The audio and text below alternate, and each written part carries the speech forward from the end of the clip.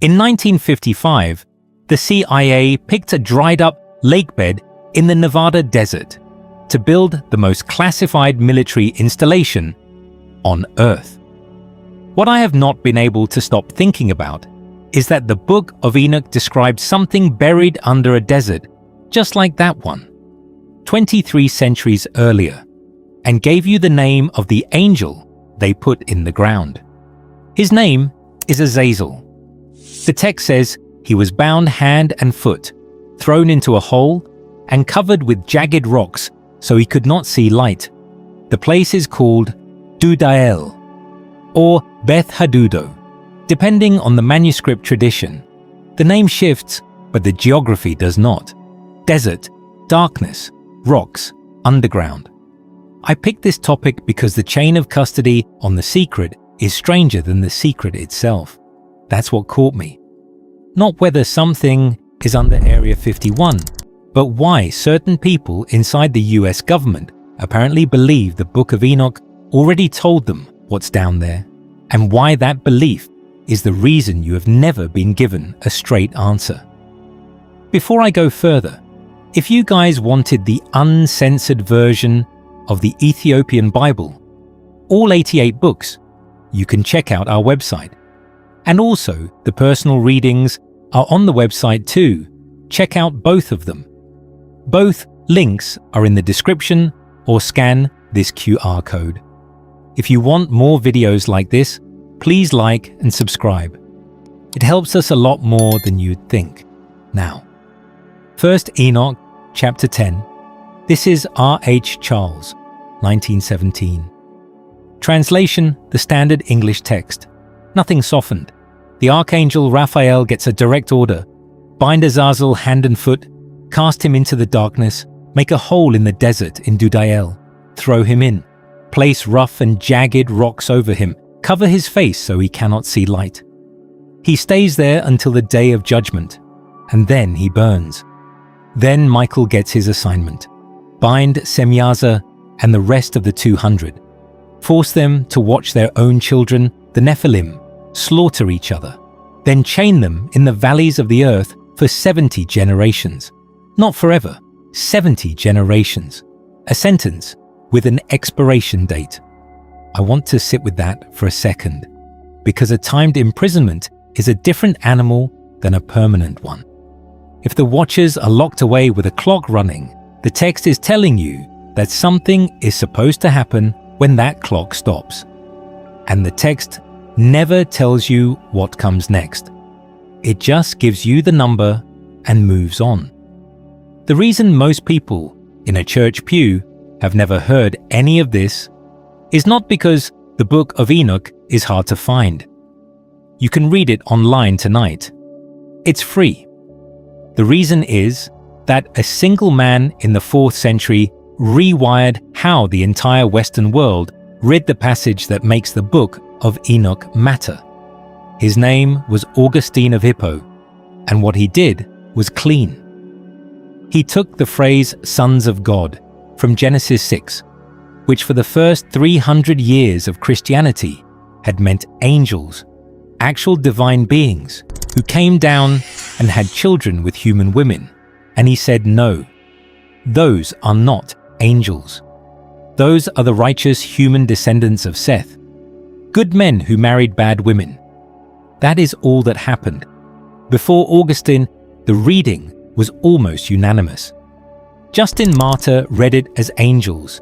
Irenaeus read it as angels. Tertullian, the authors of Jubilees.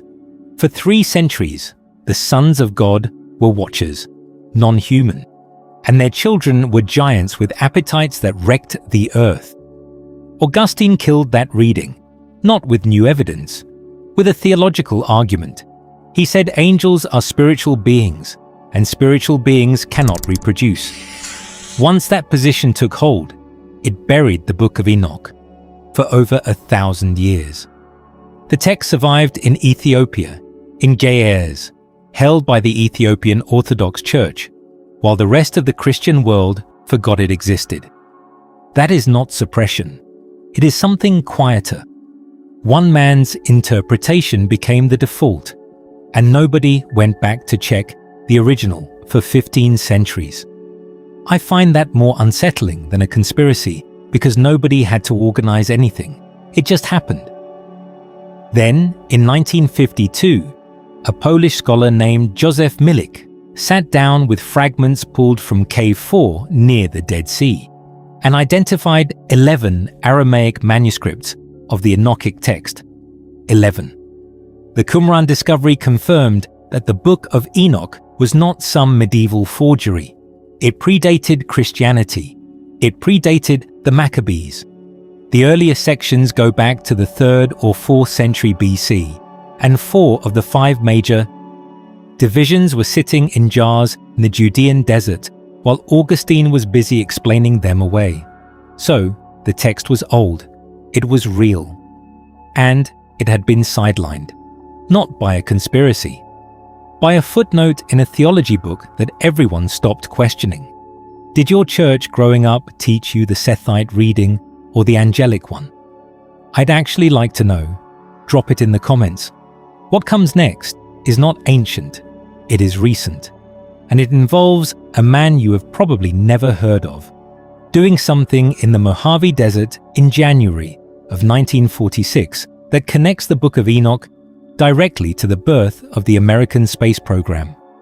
Jack Parsons was a self-taught chemist. He co-founded the Jet Propulsion Laboratory.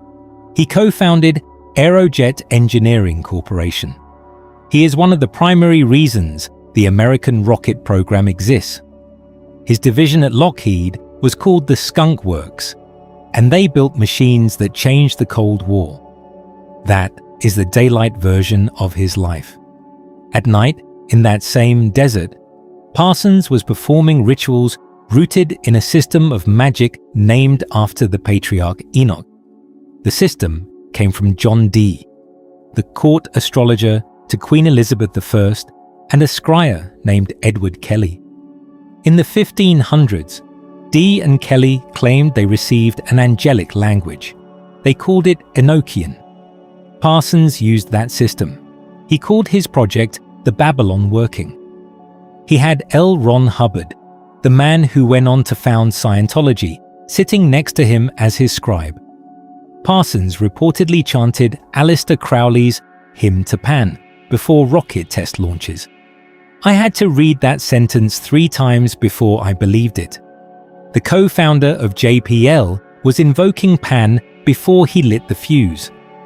The stated goal of the Babylon Working was to tear a boundary between dimensions and bring something through.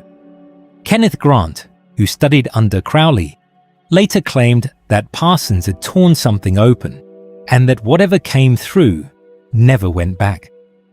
The Babylon Working ended in March 1946. 14 months later, Kenneth Arnold reported objects flying in formation over Mount Rainier. Weeks after that, something came down near Roswell. The modern UFO era started a little over a year after a JPL co-founder finished Enochian rituals in the desert. Enochian rituals in 1946. Flying objects in 1947. A classified underground base by 1955.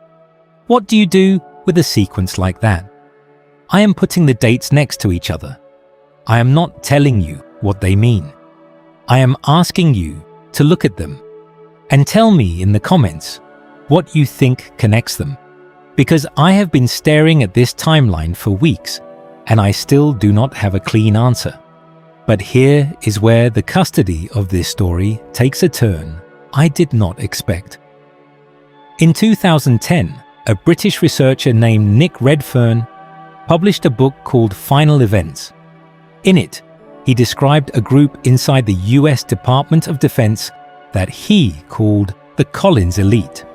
According to Redfern's sources, this group had studied the Parsons files, the crash recoveries, the abduction reports, everything. And their conclusion was not that aliens were visiting Earth. Their conclusion was that these were demons, fallen angels, the same entities described in the Book of Enoch. The Collins Elite, if Redfern's account is accurate, believed the abduction phenomenon, the missing time, the reproductive procedures, was a modern continuation of what Genesis 6 describes.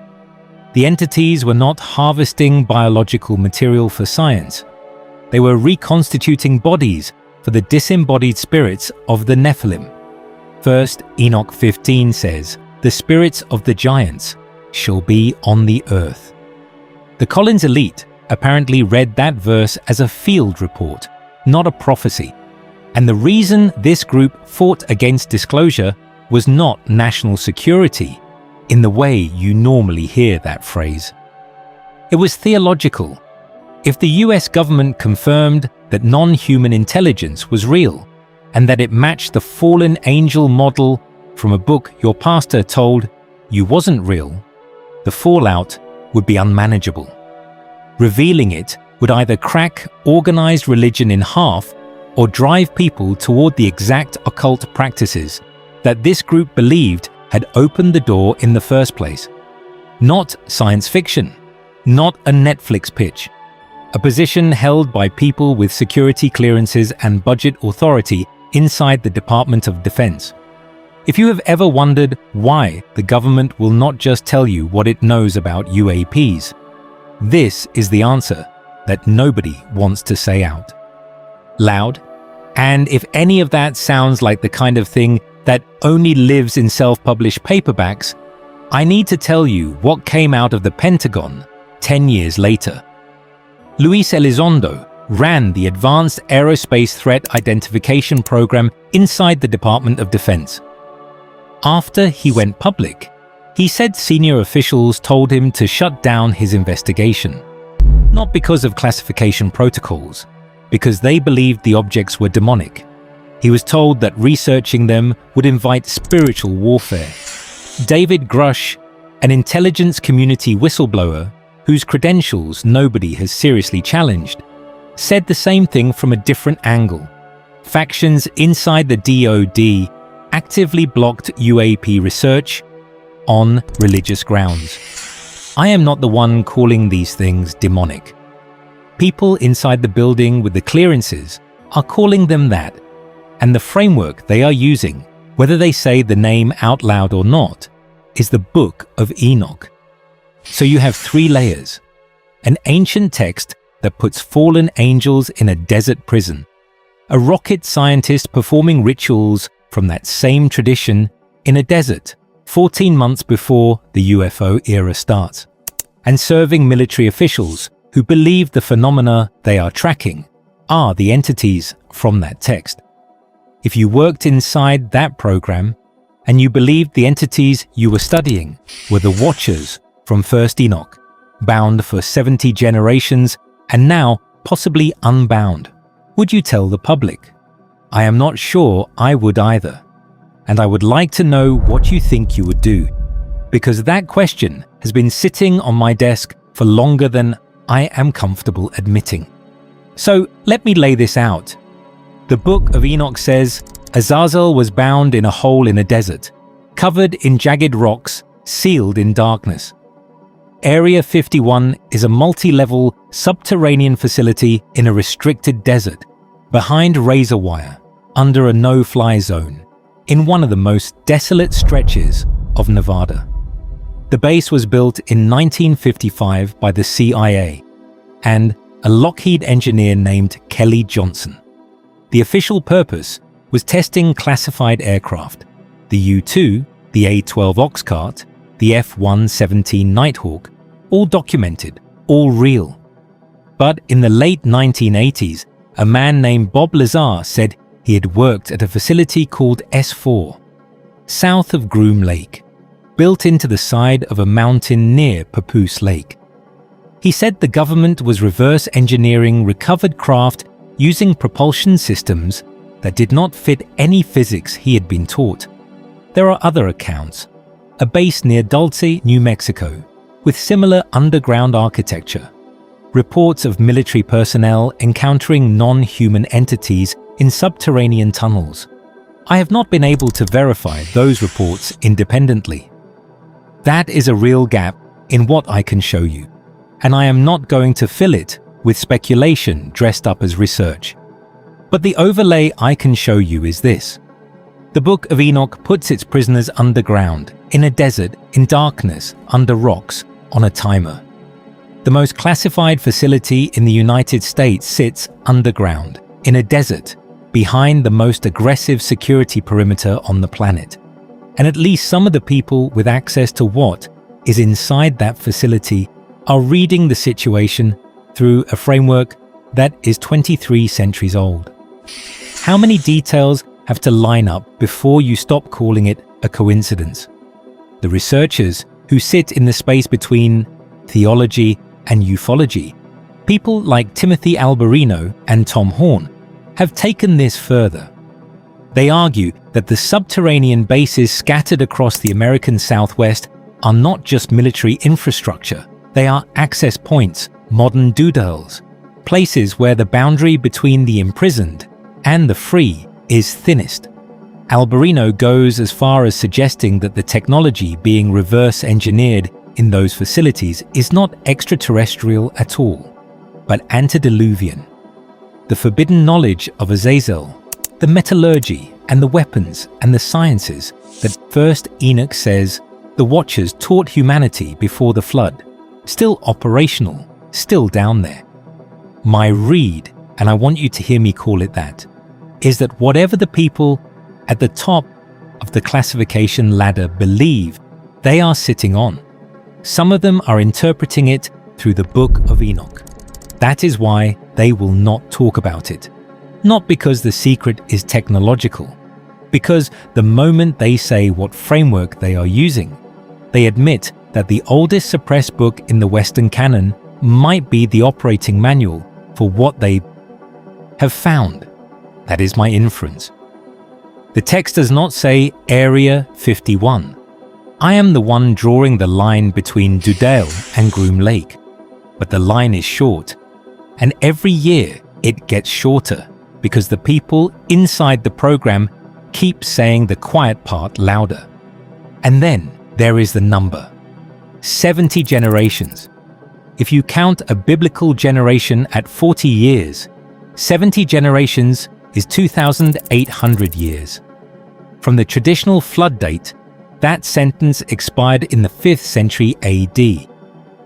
If you count a generation at 70 years, you get 4,900 years, and the clock does not stop until roughly the 26th century. I do not know which count is right. I am not going to pretend I do. The text gives you the number and does not give you the conversion rate. If you have done this math yourself, or if your pastor ever preached on it, I want to hear your number. Because I have seen 4 different calculations and none of them agree. But you are left with 2 options, and neither one is comfortable. Either the Watchers have already been released, and what we are seeing in the classified briefings and the night sky is the aftermath of a sentence that already ran out. Or the sentence is still running, and whatever is under those desert floors is still down there, and somebody in Washington knows it.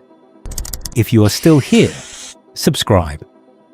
This channel is for people who read the source texts themselves and decide what they believe without being told.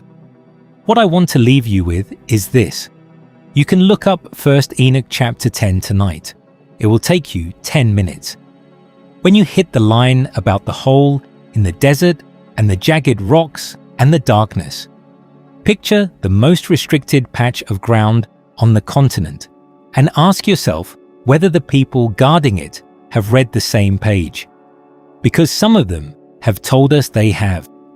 They just have not told us what they found when they dug.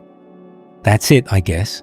If you actually love these videos, please take a moment to like and subscribe. I'll see you in the next one. Take care.